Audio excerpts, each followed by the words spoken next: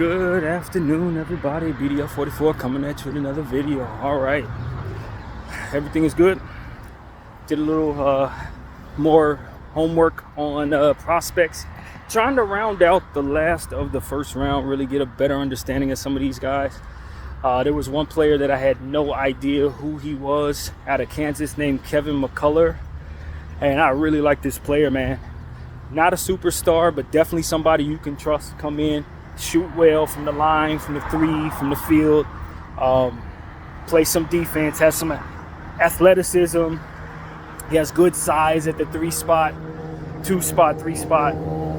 Just a reliable, scoring, two-way kind of guy. I mean, when you talk about how many players in this draft have holes in their game, and then you look at a guy like Kevin McCullar on the back of the draft who don't really have any holes as it pertains to like glaring weaknesses that make it so that he can be deficient in certain situations, I think this guy's stock should rise, man. Not to say he should rise past the 20s, but I think you're really safe taking him in the early 20s. And I tell you, there are more players in this position that can really help a team, in my opinion, in the second half of the draft than some of the guys at the front. Like, for example, I'm not a great fan of Kyle Filipowski thus far, even though he can really help you defensively with steals and blocks, and he's supposed to be able to three-point shoot, and he's a 7-footer, so it's a lot of tools there. But when you watch him play, it's nothing that really stands out to make you say, you know what, he's somebody I need to put on my team, even though he fits. It's not like he shoots so well that you need to have him. It's not like you got to put him on the team and expect that he's going to make you so much better, in my opinion. I just don't see it there with Kyle. I'm going to look at a guy like Kevin McCullar and not say that I value him over Kyle because of Kyle's tools and length and size. But I look at a guy like Kevin McCullar and say I don't see that much of a difference between what I expect him to do and what Kyle's going to do on the offensive end. If I need a 2-guard or a 3-player, I feel like I can rely more on Kevin. You know, I feel like I can rely more on Kevin in some of these projects. So that's what I want to say. One of the guys that does not get enough conversation is Kevin McCullar. I like him. I'm not saying he's a superstar. I'm not saying I expect him to be a great player. But he has the tools to help an NBA basketball floor or anywhere in the world, really. He's a guy you can put on the floor and expect to get 15 points just by the way that he plays. He's going to help defensively. He's going to provide energy. I just like the player more than I like some of those guys that may be expected to be more important on the basketball floor or whatever. Some of them dudes that are quote-unquote important, and that's just my words, guys who have the metrics you can't look past, or, you know, they're so ferocious slamming the ball and stuff like that, but they have so many holes, man. Like, I look at a guy like Yves Messi. Everybody loves Yves Messi. Yves Messi's going to be a defensive anchor. But he's like 50% from the field, from the three, rather. From the free throw line. So all I got to do is hack a Messi and get him off the floor. He ain't going to stretch the floor in any way. He don't have a mid-range game, so essentially he's dunking board. On the other end, he'll block some shots. You know what I mean? It's like, that's not exciting to me anymore. It's just not. I know he's an athletic freak, but you have to respect the fact that he's going to be taking things away from the rest of the offense when people can play off of him. You know what I mean? He's an easy guy to flop off of because he's so big and strong. You can hack him down the stretch of the basketball game. So some of that for which he does that's so good is going to ultimately be something that you can't afford. You're not going to be able to take advantage of in the last 5 minutes of the game because all I gotta do is keep hacking him. And he's sitting to the line. So it's like some of these dudes that they say are really, really good, that they really, really like, I don't really like them. They may be more valuable in the grand scheme of things than a Kevin McCullar, but I'm still going to want Kevin McCullar over some of them dudes, even though they have height and strength and length and stuff. Because at the end of the day, Kevin McCullar is somebody that I can say is safe. He has a very safe floor to me. A guy like that's going to shoot well, good length for the guard spot, send him out there, he's going to hit some jump shots, he's going to dunk the ball, he's going to get out in transition, and he's going to sit down. He's going to walk away with like 13 points, 3 assists, 5 rebounds, and that's not spectacular, But I don't have to worry about whether or not he's going to contribute what I expect him to contribute to the basketball floor, if that makes any sense. That's what a safe floor means. That's what a safe player is. I don't have to worry about, okay, this dude can do a million things, but the things he can't do take away from everybody else. So I got to make sure I put this player on the floor next to him and that player on the floor. And if I don't have this player next to him, then it's going to shrink the offensive floor for us. And all that different crap just so I can get the super strength or the super, whatever you call it, the great thing that person does, so I can have that on the floor. I got to move so much around just so they can fit on the floor. It's like, for me, I don't value that. If it's going to be a difficult puzzle piece just to get you on the floor, I don't care that you're great. If you're only great at two things and you're taking away so much from everybody else, then I don't value that the same anymore. I just don't. And so that's my thing with some of the players that are in the mid-range of this draft, maybe even the earlier areas of this draft. Some of them, you have to have certain things on the floor so you can get the most out of them. Otherwise, they're taken away from everything. I don't value that anymore. I don't value that at all. So for me, Tyler Smith is somebody I like a lot. Of course, you guys know I'm a Jalen Tyson guy. Tristan da Silva, because I know damn well I can put these boys in any situation, any lineup I have, I can have them on the floor. I may need a rebounder or a big or something like that, but if I'm building the way I think I need to be building, I don't want to invest so much into my small forward position. I'd rather invest big money in my point guard and my big position, if that makes any sense. So my superstar needs to be a center or a power forward or a point guard. And then I can fill out my roster with Tristan da Silvas and Kevin McCullers and Jalen Tysons and Keyshawn Georges on limited contracts. And they're easier for me, in my opinion, to find more guys like that who are safe. We're going to do all the stuff that you want your wing to do. I don't need my wing to be so great all the time, so long as I have big man that's a superstar and a point guard that's superstar, basically. If I'm building the way I want to, big, small, invest my $300 million in those two positions. And then I can fill out the rest of the roster with these wings that you really can trust. A lot of these guys, you can find them everywhere. You don't have to invest so much. So for me, it's like, do you really make a lot of money off of putting, like what the Clippers did, or you invest your $300 million in wings, in Kawhi and PG? Is that really making you that kind of money? Maybe you say the Boston Celtics are the best example, but look how many acrobats the Boston Celtics have to do just to get to the finals with that mold.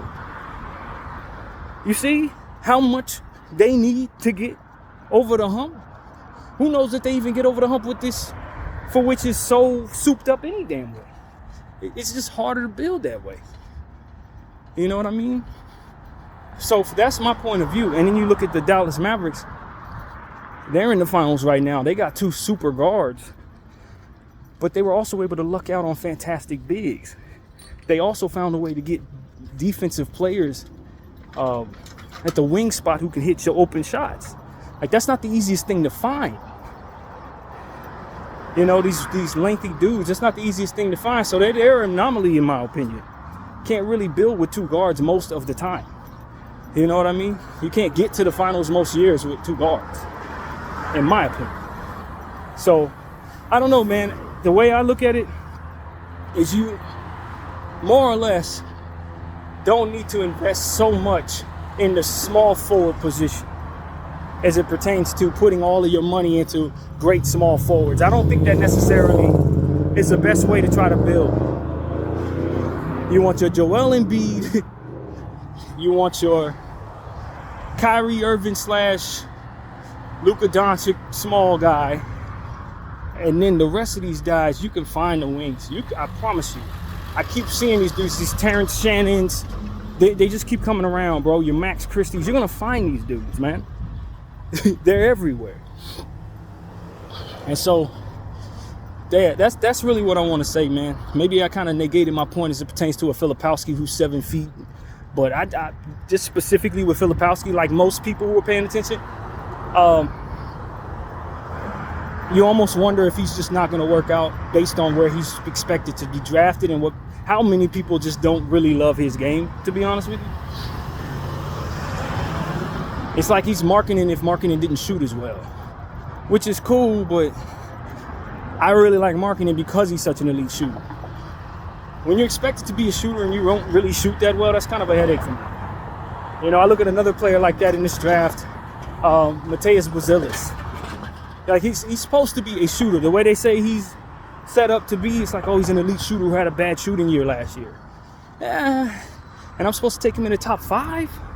I don't know about that. Oh, and I want to introduce a thought, man. It kind of came to mind.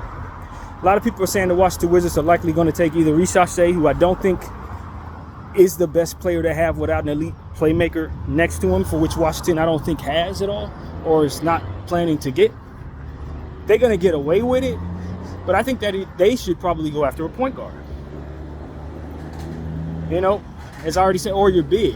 And I don't think that big is going to be available to them. Now, granted, a lot of people think the guy out of UConn is that big. And so some people have them mocked to take him if Sarr doesn't fall to them.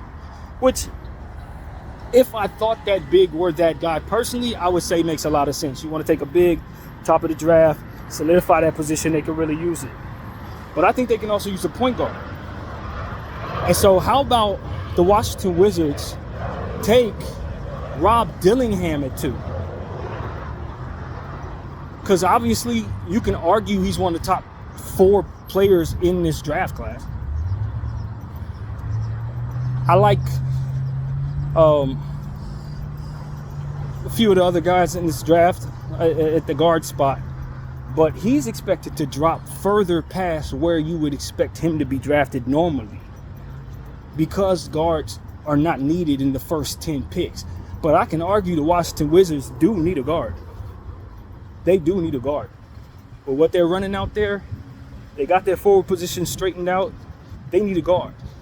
So instead of reaching for a center that I don't really believe in, I think it makes a lot of sense to work out Rob Dillingham and see if it makes sense to reach a little bit for him or trade down. So that's something that crossed my mind last night as I was doing a mock draft online. I started thinking, you know, Dillingham really could be a building block startup type of guy. You know, somebody that you could say, okay, give him the ball and let him run up the score. A lot of people seem to think he'd probably be best in a Jamal Crawford type role off the bench, come in and score 50 off the bench, something like that. But why not take a flyer on him, who you know is going to be electrifying the crowd, who you know is somebody who's going to likely do best with the ball in his hands? You got the role for that. You have the role for that. And Reese Shea is not that player. You're just adding him to a situation that you already kind of have with other players who need the ball, who aren't getting it necessarily. Shooters who need their point guard. Why not ask him to be that point guard? Or if they don't want to go with Dillingham, maybe they look at him as too much of a me scorer. Maybe they can go with a different guard. But that's what I was thinking, man. Everybody's mocking Washington to take either Reese Shea or Sarr. But if Sarr doesn't fall to them, Reese Shea is not a player who you take at 2 if you don't have that point guard in place. You don't do that. I don't think he fits them like that. So, I don't know. I don't think Dillingham necessarily fits in San Antonio with what they're trying to build. I don't necessarily think that. But with Washington, that wouldn't be the worst place for him to go. Now, I don't know if you feel like taking him second overall makes a lot of sense when other teams value Reese Shea at the 2 spot and value the guy from UConn at the 2 spot. So maybe you want to trade down. But I think the Washington Wizards should be looking at Dillingham a little more than maybe they're expected to be looking at him. I think that would be an interesting spot for a guard. Or the other guy, too. I can't think of his name. I never think of any of these guys' names when I'm supposed to, but maybe that's something that they should consider, just taking a guard, one of those top 3 guards in this draft, maybe Washington should consider those guys. So yeah, that's what's on my mind there. I mentioned Tyler Smith a little bit. I did a little more homework on him. He's also somebody that I think the Lakers should take a look at 17. I have to do more homework on him to figure out if I like him more than I like the other two guys that I mentioned. But judging by what I've heard about him, he's really that stretch forward that you can rely upon, that piece that can come in and kind of give a breather to Anthony Davis and LeBron James. I just think of him more as a traditional four. I don't necessarily know what he can do defensively, which is why I didn't have him on my list as a guy that the Lakers should be looking for, because I really do think that we want that player to be able to help Anthony Davis defensively, which is why I'll probably go with Khalil Ware or Deron Holmes if I'm the Lakers. But if I learn that Tyler Smith can do the job defensively, I think that his jump shot is just as helpful to the Lakers situation as those other two guys potentially. Also, it's important to say that I've learned that Khalil Ware is not a good screener, from what I understand. He's not a good screener. Some of the screens that he's been setting he's going to have to work on being a big body in those situations, and I think that's an important thing for the Lakers. So little things like that, they really matter. And unfortunately, for my point of view, Yves Messi, from what I understand, is one of the best screeners in this draft. So you probably like having him as a screen and roll guy. Definitely more athletic than most, but he just can't shoot. Terrible free throw shooter. So my point of view stands on that. I'm just passing on him, even though I know in certain situations he would be excellent. It's not like I'm down on him, period. I'm just down on him as a fit for my team, the Lakers, who already has a non-shooting big in Anthony Davis that we have to have on the floor at all times. I just need more spacing at all times for what we're doing. So if we can't get a stretch player at that 4 or 5 spot, I don't think we should waste the pick on that position. I think there are other needs we can meet. Maybe getting ourselves a Jalen Tyson or Tristan Da Silva or somebody like that would be what I would want to do if I can't get that stretch player at that position. And so, but I think that stretch player will be available. I do. One of the three of Smith, Smith, the guys I've already mentioned, Khalil Ware or Deron Sharp should be available. Smith, Ware, or Sharp should be available at 17. One of the three, I think, will be there. Now, the question is the Lakers going to take anybody at all, or are they looking to move the pick, and they're certain they're moving the pick, because from what I understand this morning, they're not working out anybody in the 17 range yet, and we're at that space where these guys are starting to do their workouts. Now, the Lakers could very well start the workouts later on, but if they don't work out anybody with that pick, then you just assume they're trading it.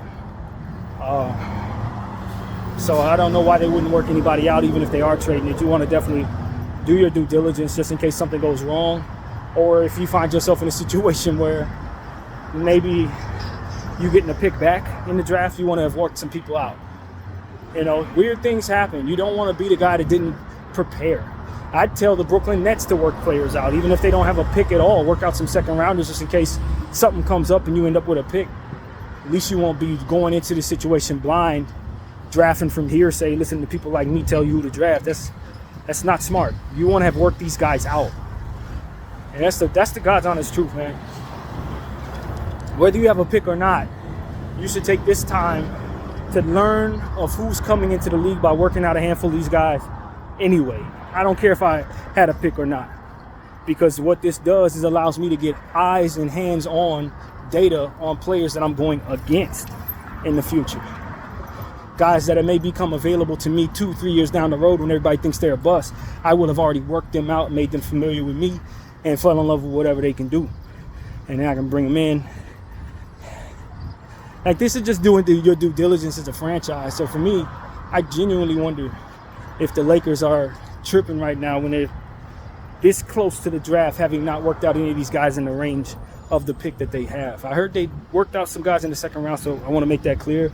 But you want to know who's in that first round. Those are the guys that are going to be impactful. Those are the guys that you're going to want to have scouting reports on and have some understanding of some tendencies that they may be coming into the league with. So Yeah, every team should be working out players, every single team, even if they're not having a chance at a draft pick. So that's my point of view, man. I just want my team to do their due diligence. I know they got a lot on their plate, but let's not act like they're in a position to where they just don't know what they're going to do at the coaching spot, because we already know J.J. Redick is the coach. We know that.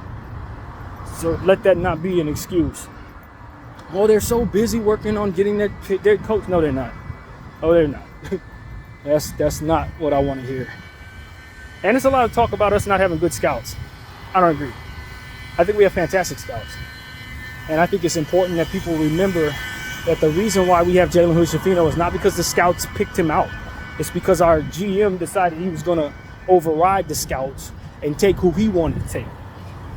That's why we have Jalen Hood-Schifino. Don't blame our scouts for that, because if the reports are true, it's that he overrode their opinion and took who he thought he wanted on his gut as the best player for the Lakers. And that's ultimately why Jalen Hood-Schifino was drafted 17 last year. So our scouts are good, man. You look at some of the best players that have come through our organization, they're still around, man. And it's the same scouts, Jesse Buss and the crew, who scouted some of these players that are now on teams that we remember were Lakers who've gone on to be good players. So I'm not trying to hear anything about us not having good scouts. I think scouts are actually some of the best stuff we got in our organization right now. Some of the most reliable stuff we can say, hey, we got value here. It's in those scouts. We have a good eye for talent. We just need our GM to trust those guys and let them make the decision for you. Trust their scouting department. Trust their draft board is what I'm trying to say. If they have a draft board, they say this is the tier player, this is what we need, and tell them, damn it, let them do it. Let them tell you what it is. And if it didn't work out, then you can blame the scouting department. Don't have people blaming the scouting department when the scouting department didn't make the final decision on who we ended up taking. So that's a little bit frustrating. Also, UCLA Adam Bona, I'm thinking about a player. He's an interesting piece, man. I know it gets kind of corny when teams tend to take local guys. Like, oh, he's from UCLA, he went from USC, let's just take him. It can get a little corny. But I think that you take a look at him if he's still available at 55, and maybe you didn't get a big with the 17th overall pick, you take a look at him. Now, granted, most of us think they're going to take Bronny James any damn way, which I just, I don't draft for reasons that don't have nothing to do with basketball. I don't do that personally.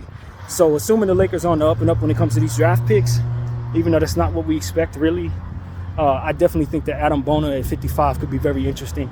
Undersized center, but explosive as hell and plays with a lot of energy, plays like a dog out there. He's a dog.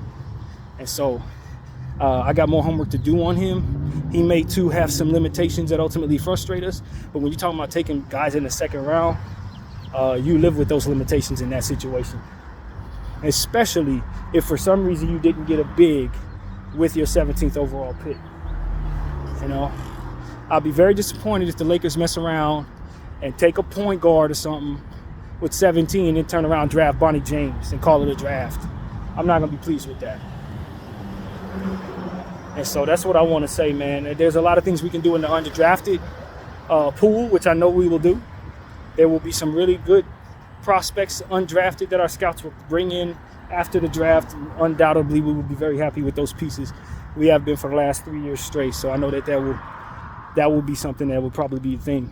One of those dudes may even be more important to us than our draft pick. So that's why I say trust the scouts, man. Don't let people bash the Lakers scouts. That's not the real thing. The real thing is the Lakers scouts are some of the best in the league, man. It's just that we haven't had too many picks, to really show that these guys are really good. But if we had great draft picks over the last several years, I'm sure they would have taken some of the best players there are. So that's what I want to say to y'all, man. Don't let people bash them scouts. Jesse Buss and those guys are really good at what they do. So yeah, man, that's on my mind. A lot of people are talking about, salute to Kobe, man. A lot of people are talking about what Austin Reeves said in regards to just making sure that we are on the same page about getting a championship. Make sure your championship situation is going well. And some are taking it as him taking a shot at Darvin Ham. I don't know, man. I'm on the same page with him. I just want to see us on a path to having a championship, just like it makes sense for us to always be thinking about. Now, if that path is going to have it so that we're mortgaging our future, that's why I part ways. And I'm pretty sure that Austin Reaves could care less about the Lakers 2025, 2030 or 2031. He probably is on board with making the roster that he's on as good as possible, maybe even mortgaging all of our future. I just can't think that way. As a long-term fan, there's no way I'm thinking that way. I think the Los Angeles Lakers are really best for having a balance in mind about trying to get as good as they can be within the parameters of not mortgaging their entire future. I don't believe in going all in when you've already mortgaged so much and it's failed you so much. So that's my point of view, man. We need our players to be on the floor with people that they can play with, that can make them good enough. But what we don't need to do is make it so that we're kicking that can down the road for other future units that aren't going to be able to get enough because of what we're doing right now. So we have a responsibility to all of those teams, and not just this one right now. So that's my point of view there. I hope that the Lakers use their pick. I really do see some players in that range that I think could help us a lot. And the key to all of that is them being on rookie contracts. And you have so many issues with being over the cap, and you have so many issues with trying to, fill in certain rosters roles because you can't get the certain player that you want because he costs too much. This is when you find your solution there. You use the draft pick, which makes it so that the player that you can have in regular rotation could potentially be on a contract that is so easy to use and so easy to move that you don't have trouble getting other talent next to it because of it. That's the value of a rookie. That's the value of a rookie contract. So that's why I value it so much. It's not that I'm not worried about the fact that these players could come out and bust like Jalen Hood-Schifino and not help us at all. But the likelihood that happens if you're doing what you're supposed to do isn't as high as people make it sound like it is. People look at what bad drafting is all about and then take that as a clear understanding that they should not draft at all because bad drafting is inevitably going to happen. No, it's not. There's just some bad organizations out there that draft poorly. And when you draft poorly, you get the results of drafting poorly. It doesn't mean that the art of drafting is something that should be negated, but you're supposed to expect that certain players can't come in. If you draft who you need to draft, then you won't have that problem. If you draft for right now, you can get a player that can help you, a 4-year guy. A lot of people run away from 4-year guys. Oh, he's old. No, he's seasoned. It's going to take 4 years for the dude you're bringing in to get good any damn way. You're still going to waste them 4 years. You might as well have it now on a rookie contract. So that's why I don't mind a guy like Tristan Da Silva or a guy like DaRon Holmes, because they've been in the league. They've been running around for a while now. And you bring them in as rookies, you're still going to wait them 4 years. And the key to it is you waiting them 4 years as opposed to them 4 years already been in behind you. So you can bring in a 19-year-old, he ain't ready. You're going to wait. You're going to bring him to a professional situation, and that has a more likelihood of failing because he's going to have money in his pocket. He's going to be famous and all this other stuff. On the NBA team next to superstars. You put a 19-year-old in that environment, he's more likely to fail than he is if you just keep him in school. You know what I'm saying? Like, people think backwards, though. They really genuinely think backwards. I can't bring an old rookie in. An old rookie. A guy that's more likely to adapt better because he's older, but not too old to play basketball because nobody's retiring before 33 years old any damn way. I mean, it's backwards. It's absolutely backwards. You look at a 21-year-old and say he's old. It's stupid. But anyway, that's my point of view, man. That's my point of view. If the 19-year-old ain't absolutely superhuman, then he's probably going to take 2 or 3 years to be who you want him to be any damn way. You might as well draft him at 23 if he comes out later. Look at Jalen Brunson. Best example there is right now. He was a 4-year guy. Now look at him. So I don't know, man. Whatever. But yeah, man, those are the talking points right now. Of course, we expect JJ Redick to be our coach at some point. I have my reservations like a lot of people do, but I think he's very intelligent, and I think that's what the Lakers are really after. Find somebody that you really, really think can do math out there. And JJ Redick is definitely somebody we expect to do that. I don't know if he's going to be great with personalities. I don't know if he's somebody you want in a tight situation and everybody's supposed to remain calm. I really don't know. You know, if he's going to gain the respect of these players after a few losses where things may have went wrong. Does he have that personality to keep people in line and keep people believing in what it is he's doing? I don't know. But if you're going to bring him in, you want him to not only be able to do math, quote unquote, and have the X's and O's down, but be a good manager of human beings, a good leader for young players, a leader of men, as they like to say. So I think that's going to be the important thing right there, is making sure that you're not neglecting that just because you want somebody that's extremely smart, X's and O's wise, in place. You need all of those elements in a head coach, and neglecting a few of those elements is just going to mean that you're going to be frustrated in a different way this go around. So that's what I'm saying. I want the Lakers to really have all of that in mind as they're picking out their coach and their coaching staff. We'll see, man. But, you know, my expectations are not as high as everybody else. I don't think the Lakers are going to win a championship this upcoming year or nothing like that. It's very difficult to do that based on what it is that we have to work with as it pertains to building. You know, and I don't believe in the three-star model. So if we mortgage all of our depth to bring in a guy like Donovan Mitchell, I don't expect that team to win more than 49 games. And we could probably go out in the second round. Because you don't have the depth and you're likely not going to have the elements. And then you're going to bring in old guys to try to back them up as if that's going to help you. Cheap old guys who ain't going to play more than 30 minutes a game. 30 games a season is what I'm trying to say. They're not going to play more than 30 games a season. You bring in Kyle Lowry and Chris Paul, Nicholas Batum, and you think they're going to be adequate backups for a team that's lacking in depth? Like, that's silly, man. I'm not bringing in corpses to back up a shallow basketball team. You need young players that are expected to be able to run for days and be cohesive in doing so. That's what you need if you're trying to have that on cheap contracts. You need rookie contracts. You need young players that are not making a lot of money that can do a lot of things. And if you're not bringing that in, then you're just gonna have a hurt bench. Hurt bench. So I don't agree with the whole bring in Chris Paul, bring in Kyle Lowry crap. That's garbage to me.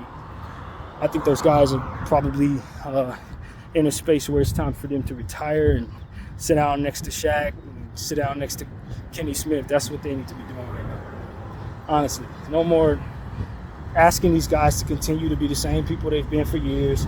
We saw enough from Kyle Lowry last year to know where he's at when he played for the Philadelphia 76ers. It's over, bro. I don't need to see nothing else. We saw enough from Chris Paul for the last, how many years in a row he missed more than 40 games? He goes down with some type of calf or groin or something every year. And I'm expecting to bring him in to do what?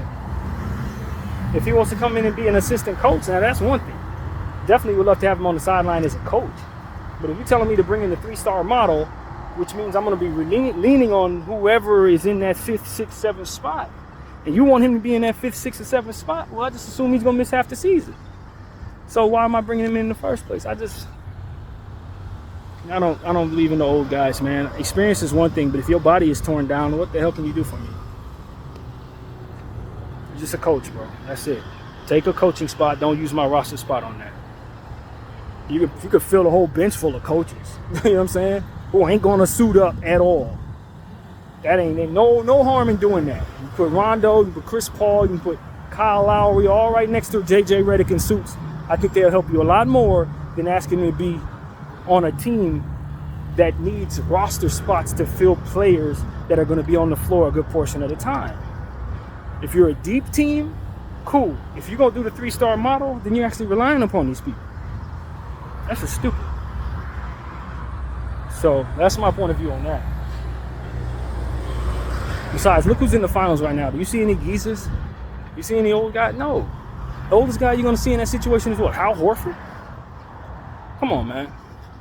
Ain't no old people, man. And we already building around LeBron James, who's the oldest guy in the league. And you're going to make sure that his backups are old too? We just got to start thinking in a way that doesn't allow for that. Those type of mistakes to happen, man. You know what I mean? Don't bring me old guys unless they're going to be putting on suits and standing next to JJ. That's it, man. Other than that, I don't need nobody over 33 on this roster, bro. At all. I don't need anybody over 31 on this roster, for me, honestly. Oldest person who should be on this damn team besides LeBron James should probably be Gabe Vincent. If you older than Gabe Vincent, sit your ass down. Seriously. Don't be on this team because we already old enough. Anthony Davis, what, 31, 30? You don't need to be getting no older, man. In a league full of young players? Nah. Experience doesn't hold no weight if a guy is done. He can be experienced all he wants. His body ain't gonna do nothing against them young bodies. Just banging up against him, man, pushing him all around and running past him. That's not something we should really be thinking. So, yeah, man, that's where my head is, man. I want the Lakers to have a good offseason here. But I still think people are in a position to kind of do things that I'm not going to agree with, man. My point of view was said yesterday on a Laker video that I made here last night. I hope you guys check that out so you can see exactly how frustrated I am with some of the stuff that I'm hearing right now. But all in all, nothing's been done yet, so there's still an opportunity to do things correctly. If you can get Markkanen in for the 17th overall pick and a salary match, hooray. I don't think that is realistic. Maybe you want to throw in 2 seconds and some swaps for those seconds. I'll do that. I don't care what you do with second-round picks. But your first rounders, when you only have 3 of them, giving them away for anything that's only going to be around for a year and a half, I don't like that. I don't like that for myself. As for my team, I don't like that. You can argue it makes sense. If you think you can win a championship, a lot of people really believe in that sort of thing. I do not. I don't believe in that. Not if I only got 3 picks. I'm not giving them all away just for a chance. Those odds, that gambling stuff, it works for some teams. It don't work for most teams, man. It does not work for most teams. So that's what I want to say, man. Just take your time. Put together something that you can do cost effective. Something that's not going to mortgage away your entire future. And in an event that you do that, I think the Laker fans will be happy with the result. I don't think no matter what you do, you're getting out of the second round. I really don't. I don't think so. It's more likely you do something that depletes our depth and makes it so that superstars are coming into next season hurt than you win the championship. That's the reality of it. You have guys, you got 2 of your superstars playing in the Olympics at over 30 years of age. Bron gonna be 40. He playing in the Olympics. Me personally, I'm not signing up for that. I'm not signing up for that. you already gonna be tired at the start of the season. Where the hell are you gonna be in June? If not for a missed 40 games to help you recover somehow. No, I'm not signing up for that. I already know better. I'm not even going down that path. And they're gonna try to re-sign him this year? This is the year you want to re-sign him when he's gonna be playing in the Olympics? At 40 years old, this is the year you want to give him $50 million a year? Maybe I'm crazy. Maybe I'm the one thinking off. I don't know. So that's pretty much what I got to say. And then you're going to use a roster spot on his son. Then you want to bring in Chris Paul or Kyle Lowry. That's 2 roster spots down the toilet. Y'all see what's going on here? The team going to be trash, man. This team is not going to be very good if they do what is being rumored to be done. You're going to bring in a rookie coach. Like, what kind of championship you think you're going to win with all that going on? You better ask Giannis how it looks like when you waste roster spots on players that shouldn't be there. It don't work out. Your team's shallow. Roster spots are precious, man. Do not waste them. BDL 44, I thank you all for watching. I'm out.